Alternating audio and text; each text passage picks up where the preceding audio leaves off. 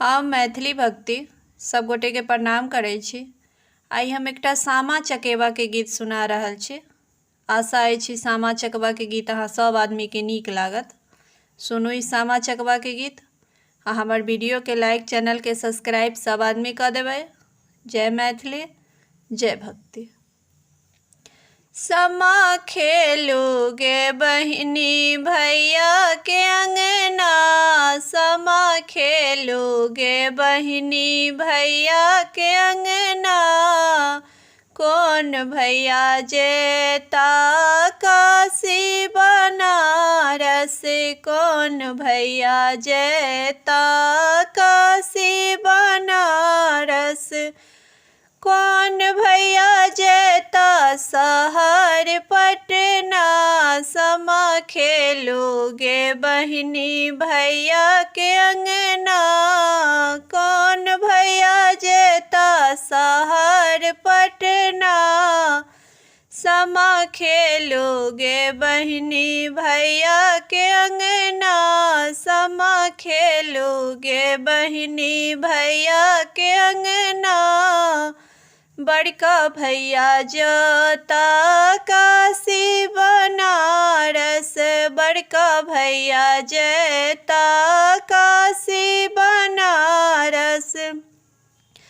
छोटका भैया जेता शहर पटना, समा खेलू गे बहिनी भैया के अंगना।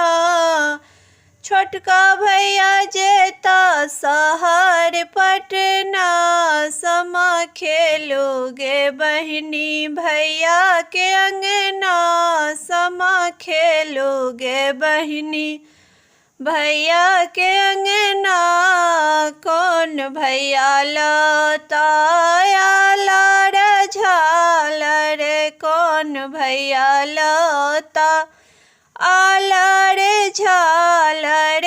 कौन भैया लता पटोर लहंगा, समा खेलू गे बहिनी भैया के अंगना। कौन भैया लता पटोर लहंगा, समा खेलू गे बहिनी भैया के अंगना। समा खेलू गे बहिनी भैया के अंगना। बड़का भैया लता आलर झालर, बड़का भैया लता आलर झालर। छोटका भैया लता पटोर लहंगा, समा खेलू गे बहिनी भैया के अंगना। समा खेलू गे बहिनी भैया के अंगना। कौन बहनो पहिर तू आलर झालर, कौन बहनो पहिर तू आलर झालर। कौन बहनो पहिर तू पटोर लहंगा, समा खेलू गे बहिनी भैया के अंगना। समा खेलू गे बहिनी भैया के अंगना।